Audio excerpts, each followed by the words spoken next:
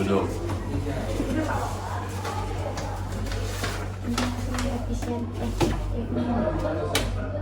Ini hasil perbaikan. Ini mah yang pas kemarin. Siapa pembimbing duanya? Sudah ke Pak Herdin? Udah. Kemarin? Sudah? Sudah difinalisasi belum sama Pak Herdin? Belum. Apa yang belum? Belum jadi harus disesuaikan jadi yang sumber air itu. Itu teh jadi Enggak, temanya sudah sudah oke. Oke, terus ya kalau dalamnya yang kayak kita masuk ke perbaikan saya kemarin aja ya. Apa yang saya minta perbaiki kemarin? DBD-nya data DBD. Data demam berdarah ini data demam berdarah yang kamu maksudkan. Iya Pak. Masa langsung menurun WHO? Pengantarnya mana? Oh DBD-nya. Pengantar ya. Ini kan pengantar nih. Oh iya. Tapi jangan sama kayak gini narasinya. Tetapi pengantar ini ya sudah cukup baik. Ini yang ini nih. Itu kan pengantarnya. Dan kamu tidak punya pengantar. Terus ini data WHO. Iya. Tahun 2019. Mana tahun terbaru? Ini tahun 2023. Sudah. Kamu nyarinya di mana? Di Google. Terus apa yang kamu tulis di Google? Udah tahu WHO. Terus yang muncul apa? 2019 hasil muncul. Kamu masuk ke website who.int enggak? Enggak. Yang belum. Ya di situ nyarinya. Di situ ada datanya. Ya, dan dia memang versinya bahasa Inggris semua. Iya Pak. Ya? Iya Pak. Lanjutan ada gitu pas di Google mana? Ada. Nah, karena WHO itu selalu update per tahun. Nah ini belum bisa karena datanya nggak tepat. Ya, kemudian data nasional Indonesia mana? Ini. Kenapa pakai teori Sudarto ini siapa? Dari jurnal Pak. Iya, ini kan data kasus ya. Data kasus itu sebaiknya menggunakan sumber primer. Oh sumber yang awal gitu ya? Sumber ya kan ada Riskesdas, ada profil kesehatan. Kenapa kamu menggunakan jurnal orang yang tahun 2012 lagi? Ya, ini harus dilihat data WHO itu daerah mana kasus DBD itu tinggi, ya. Kemudian Indonesia itu termasuk tinggi atau tidak berdasarkan data WHO, ya. Kemudian berapa insidensi DBD di Indonesia, itu harus data terbaru juga, ya. Terus di mana saja data DBD itu yang tinggi di Indonesia, ini kan nggak digambarkan sama sekali, ya. Iya nanti. Nah, terus data DBD di kota Bandung mana? Di sebelah Mana? Sebelah mana? ini Jawa Barat. Ini Jawa Barat. Ini apa? Ini Jawa Barat juga. Nih, di Jawa Barat itu di mana yang paling tinggi?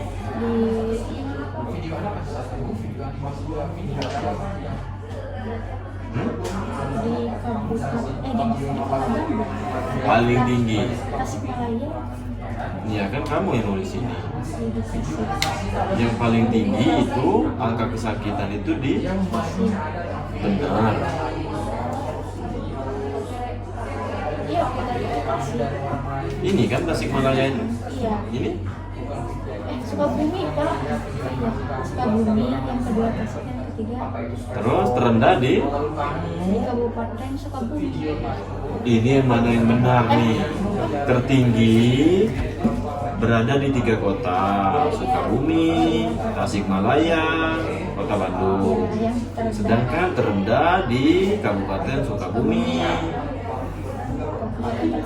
Tasikmalaya. Jadi Tasikmalaya sama Sukabumi ini terendah apa tertinggi?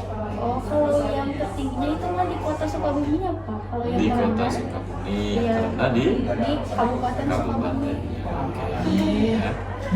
Kota Bandung berarti termasuk tinggi. Nah, ini data Kota Bandung nih. Kota Bandung itu di mana? Kalau berdasarkan kecamatan yang paling tinggi.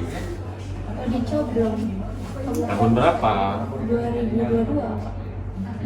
Tahun 2022 atau tahun 2021? 2022. 2022. Kenapa nggak pakai tahun 2023? Oh, kalau yang itu Belum turun di mana? dari Dinkes Pak. Kata siapa? Iya, memang bisa minta tapi nunggu dulu. Kamu sudah ke dinas? Minta? Iya, minta surat buat data yang terbaru gitu kan, belum ada ya di Google gitu. Ya, terus kamu ke dinas tuh, datang ke dinas? Iya. Serius? Sambil studi pendahuluan izin gitu. Emang kamu sudah ngurus surat? Sebagian buat pendahuluannya dulu. Ya, udah. Iya. Berarti kemarin udah ke Kesbangpol? Enggak di online Pak, Kesbangpol. Tapi udah? Oh, berarti memang kamu sudah ke dinas dan mereka menyatakan tidak tersedia data DBD 2023. Iya, Katanya nanti juga ada nunggu dulu gitu. Kamu nggak bilang, sudah Maret sekarang. Katanya dari sananya bisa nunggu 10 hari gitu. Oh, berarti setelah 10 hari nanti datanya baru mereka berikan gitu. Iya. Yes, nanti berarti ini diganti dengan data terbaru ya. Iya. Baru nanti sama Pasanggerahan juga kita tunggu data terbaru. Iya, Ya. Pasir Jatinya ya. Nanti kita tunggu data terbaru di situ. Hmm. Kemudian banyak dampak yang dapat terjadi. Emang langsung begitu. Nih, iya, saya kemarin memang minta ada dampak. Terus kamu langsung nih setelah kamu menjabarkan data langsung dampak. Banyak dampak yang terjadi. Harus ada kata sambungnya. Harus ada benang merah dari paragraf ini dan paragraf ini, ya. Benang merahnya harus ada. Ya. Contohnya seperti apa? Nah, tingginya misalnya kasus demam berdarah baik di Kota Bandung ataupun di Jawa Barat, ya misalnya seperti itu, ada dampak.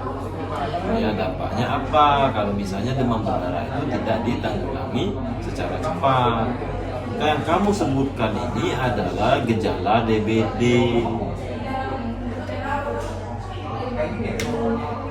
Benar nggak? Iya. Ya, ini gejala DBD ini, ada nyeri otot, sendi, atau cikungunya nih. DBD Pak. Ya, itu gejala ya, bukan dampak. Kenapa? Apa dampaknya? Intinya kalau misalnya DBD itu tidak segera ditangani dengan tepat. Nah, terus untuk mengurangi dampak tersebut, misalnya pemerintah mengupayakan nih pengendalian, jangan tiba-tiba langsung upaya, ya ada benang merahnya. Memutus mata rantai penularan yang menyebabkan manusia. Oke, ya ini terkait dengan PSN ya. Faktor yang dapat, nah ini sama juga ya, faktornya juga nanti harus ada benang merah. Jadi setiap paragraf ke paragraf itu harus ada benang merahnya. Ya. Terus di sini mana faktor yang dapat mempengaruhi kejadian DBD, yaitu host agent dan kondisi geografi. Emang gitu ya? Ini teorinya siapa? Kejadian DBD yaitu faktor host agent kondisi geografi.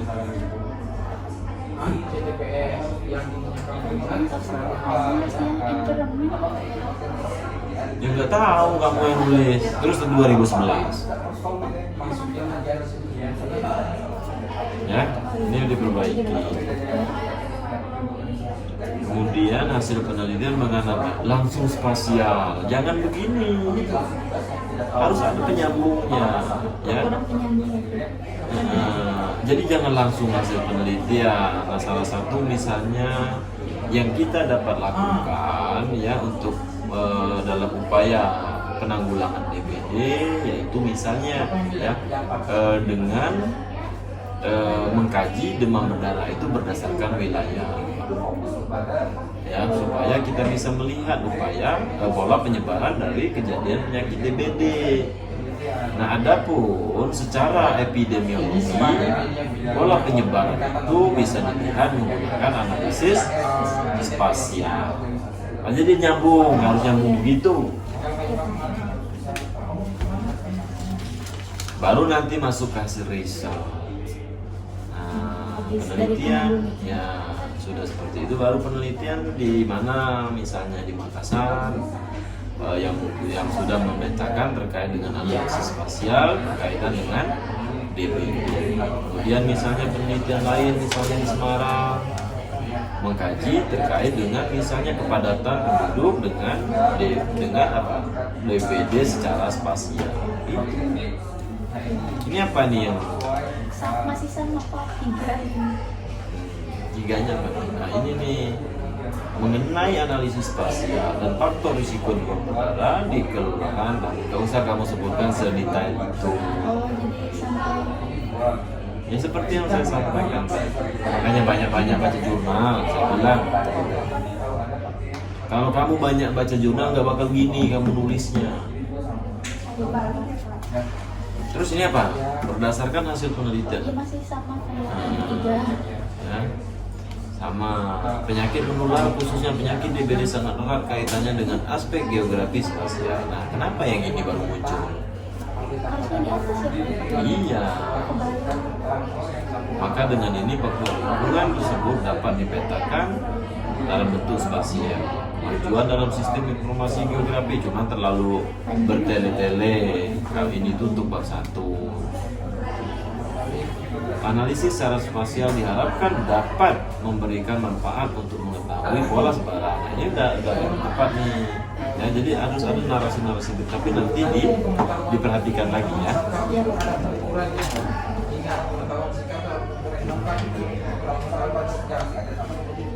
Nanti ditambahin hasil survei ya. Kan belum survei ya. Nanti udah boleh kalian survei kan? Harus ada dari Dinkesnya Pak. Survei pendahuluan. Iya, harus ada suratnya dulu. Emang kamu yang sekarang ngurus surat ke Dinkes itu?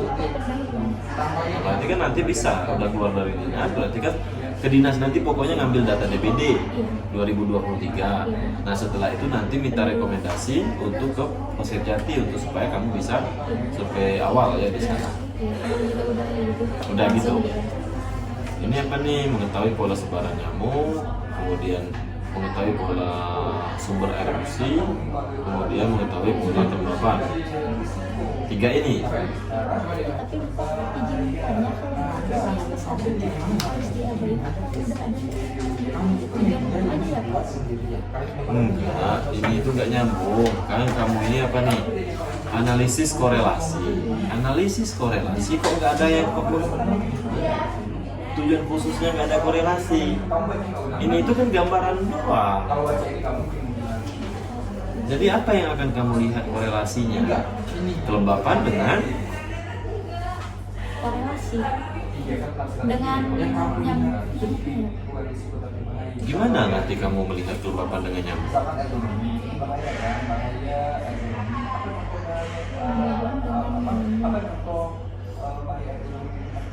Kelembaban dengan nyamuk, mungkin kalau di suhunya lembab gitu Pak, nyamuknya banyak. Suhunya lembab gitu Pak. Berarti kan nanti ada dilihat nih, berarti belum ada nih tujuan 4 dan tujuan 5-nya. Ya. Kajian teori demam berdarah Denji, pengertian, masukin minimal 2. Etiologinya, sumbernya. Mubarak ini siapa? Ada jurnalnya. Nah, ini semua nanti bawa ke saya. Ya, di print kan dan ditabiloin semua yang kalian cantumkan di bab 2. Kemudian epidemiologi demam berdarah, patofisiologi, gejala-gejala demam berdarah, faktor penularan demam berdarah, ganti dulu faktor penularan itu, ya. Ada gejala nih, kemudian kan ada bagaimana diagnosisnya, faktor penyebaran demam berdarah, terus faktor lingkungan yang mempengaruhi demam berdarah. Enggak gitu konsepnya, itu ada faktor risiko aja. Terus upaya pencegahan dan pemberantasan, pengobatan demam berdarah, anatomi nyamuk, DBD, kan sebenarnya masih sama, masih satu poin ya itu. Jadi nggak usah Langsung aja vektor penular. Tapi vektor penularnya di depan, bukan di belakang banget begini ya. Pas awal. Ini di bagian depan lah, bukan di bawah pengobatan yang jelas. Ini masukin sumber. Semua gambar itu masukin di sumber. Ini nggak ada sumbernya.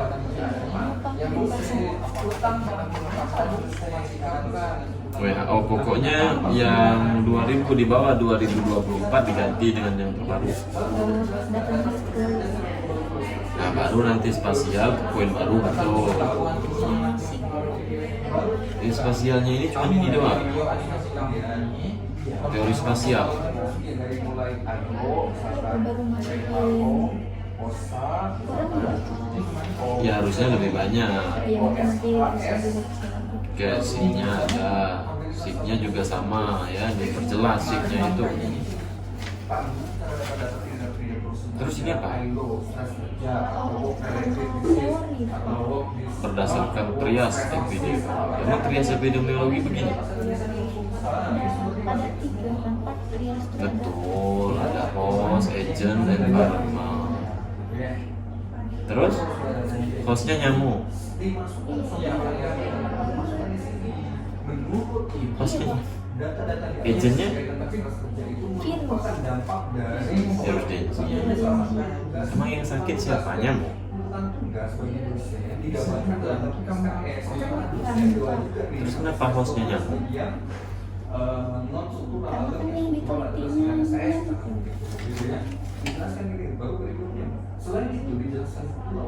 Iya betul sih, yang kamu teliti memang nyamuk gitu. Tapi nyamuknya sakit nggak? Iya nggak mesti juga begitu ya. Di agent itu nyamuk itu. Ya. Ini mana virus dengue, mana teorinya?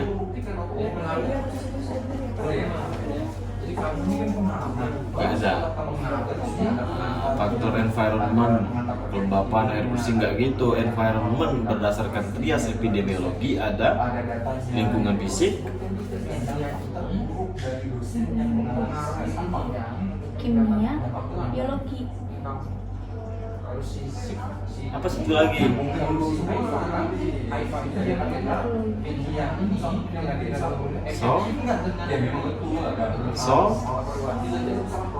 Sorry, sosial ya Allah. Ya, dan itu nggak ada teorinya sama sekali. Oke, ini apa nih?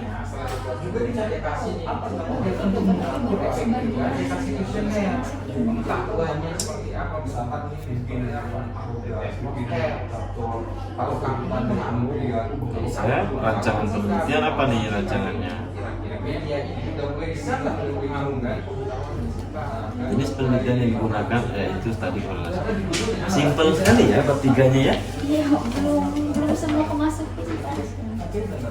Nanti dilengkapi dulu ya bab 3-nya ya. Tadinya sudah terdengar. Ya sebagiannya tempat dan waktu, hipotesis penelitian. Yang perbaiki dulu ya. Enggak sesimpel ini ya metodologi penelitian. Ini maksud saya dibuat lengkap. Kan saya belum ngirim contohnya kemarin ya. Kalian nggak minta sih. Saya lupa, kalian lupa. Selesai sudah. Kenapa? Kan bisa saya kirim dulu. Kalau bisa diingatin. Oh iya, mungkin nanti deh. Ada pertanyaan? Mungkin ada mau nanya yang kan Pak, ini tentang kan suhu. Nah kalau untuk Suhu, bukan kelembapan. bukan kalau sumber air bersih. Nah kalau sumber air bersih itu sumber air bersih yang digunakan kan air bersih itu ada 3, ada kimia, biologi dan fisika. Oke, terus? Itu semua diteliti gitu atau Ya gimana kamu? Maksud saya gini, itu kan sebenarnya contoh ya yang saya bilang itu apa ya, boleh diganti juga. Kalau kamu nggak mau sumber air bersih nggak apa-apa, ganti yang lain. Apa yang kira-kira kamu lebih enak? Misalnya apa sih yang mempengaruhi pH air misalnya? bisa jangan sumber air bersih tapi langsung ke pH airnya. Misalnya, ya bisa langsung pH air misalnya.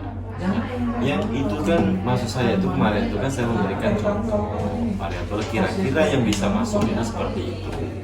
Ya kalau misalnya mau tetap sumber air bersih, mau dikaji tiga-tiganya juga silakan. Boleh mau dikaji tiga-tiga, tapi ya agak ribet nanti ya. Nah, kamu mau yang kayak gimana? Saya nggak bakal memaksakan maksudnya itu, cuman yang jelas jangan cuma satu kelembapan, harus ada temennya ya. Bisa kayak pH air juga bisa. Bisa, kan bisa diukur pH air. Bisa nggak kamu ngukur pH air? Belajar dulu Ada misalnya. alatnya. Iya. Ya. Nanti pH air bisa. Bisa pH air. Kan datanya nanti enak juga kalau pH air karena dia datanya numerik ya.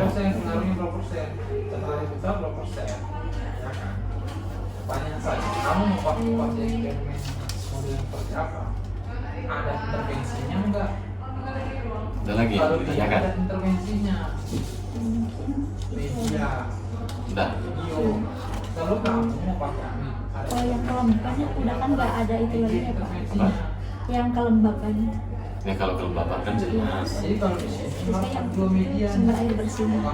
Jadi pakai pH bisa. Mandi. Bisa, kalau pakai pH air bisa. Atau misalnya mau apa kamu mengukur kecepatan angin misalnya kayak gimana kamu aja. Ya, yang penting tidak boleh hanya satu doang. Sama pH aja dulu. Kalau kamu Iya harus ada 2 gitu. Ya, nanti ke saya harus sudah 2 ya. Ya, silakan Bang, saya mau apa variabelnya.